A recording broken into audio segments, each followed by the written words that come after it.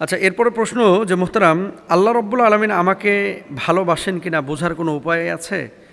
আর যদি ভালোবেসেই থাকেন তাহলে তা কিভাবে তিনি প্রকাশ করেন? সুবহানাল্লাহ।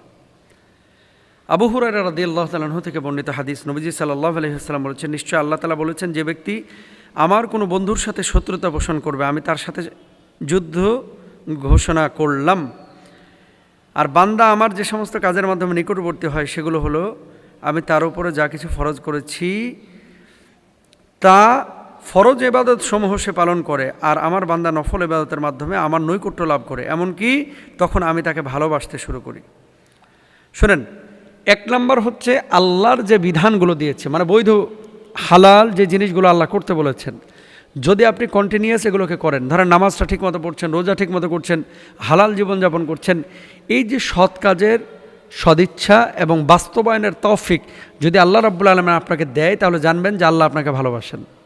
1 নম্বর। 2 নম্বর, আল্লাহর ওলিদের সঙ্গে শত্রুতা করা ভয়াবহ অপরাধ।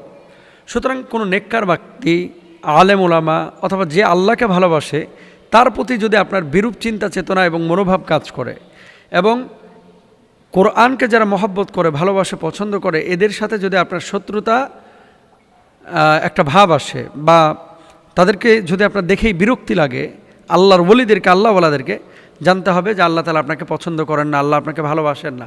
এই জন্য আপনার হৃদয়ের মধ্যে ওই নেফাক দিয়ে দিয়েছে। নাউযুবিল্লাহ। 2 নম্বর গেল। 3 নম্বর, আল্লাহর নৈকট্য অর্জনের সবচেয়ে বড় মাধ্যম হলো ফরজ ইবাদত।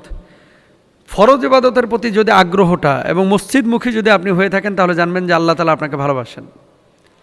আল্লাহ যখন আপনাকে ভালোবাসবেন, বিভিন্ন পরীক্ষার মুখোমুখি আপনাকে করবেন। পরীক্ষা ছাড়া আহাসিবান নাস আইয়ুতরাকু আইয়াকুলু আমান্না ওয়া হুম লা ইফতারুন। বিপদে পড়ে গেছেন, পরীক্ষায় পড়ে গেছেন, অসুস্থ হয়ে গেছেন, আপনার মনটা যদি এরকম সায় দেয় যে আমার রব আমাকে বিপদের মুখোমুখি করেছে, আমার রবই আমাকে আবার কি করবে, এখান থেকে উত্তরণ করবে, উঠাবে, এরকম চিন্তা চেতনা আসলে জানবেন যে আল্লাহর রহম আপনার সাথে আছে এবং আল্লাহ আপনাকে ভালোবাসেন।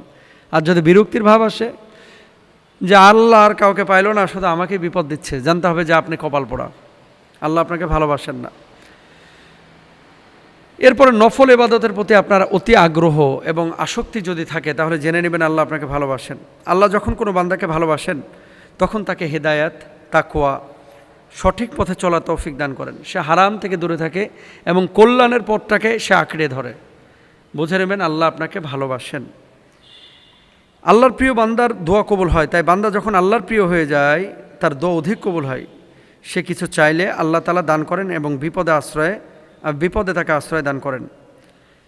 এরপরে দেখেন, ইন্নামা ইয়াতাকাব্বালুল্লাহু মিনাল মুত্তাকিন। আপনি যে কোনো কাজ করছেন, আল্লাহ তাআলা সেটা কবুল করবেন যদি তাকওয়া হৃদয়ে, আপনার হৃদয়ে আল্লাহর ভয় থাকে। যে কোনো কাজ করতে গেলেই প্রথমেই মনে হচ্ছে এটা কি জায়েজ নাকি না জায়েজ, জেনে নেবেন যে আল্লাহ তাআলা আপনাকে ভালোবাসেন। এগুলো হচ্ছে সিমটম। আল্লাহ যখন আপনাকে ভালোবাসবেন, ফেরেশতারা আপনাকে তখন ভালোবাসা শুরু করবেন। ফেরেশতার মানে আসমানের অধিবাসী যখন আপনাকে ভালোবাসবেন, জমিনবাসী আপনাকে তখন ভালোবাসবেন। কারণ আল্লাহ তাআলা এটা নিজে নবীজি সাল্লাল্লাহু আলাইহি ওয়াসাল্লাম হাদিসে কুদসির মাধ্যমে ঘোষণা করেছেন যে জিবরিল আমিনকে আল্লাহ ডেকে বলেন যে আমি ওই ব্যক্তিকে ভালোবাসি, তোমরা তাকে ভালোবাসো। জিবরিল আমিন গোটা আসমানের ফেরেশতাদেরকে ঘোষণা করেন। এরপর আসমানবাসী যখন ভালোবাসা শুরু করে, সারা পৃথিবীর মানুষ তাকে ভালোবাসা শুরু করে। তাহলে এই সমস্ত জিনিস যখন ঘটবে, আপনি জানবেন আল্লাহ আপনাকে ভালোবাসেন। আর এগুলো থেকে যখন আপনার দূরত্ব বেশি, তখন জানবেন যে আল্লাহ আপনার থেকে মুখ ফিরিয়ে নিয়েছেন। Be careful.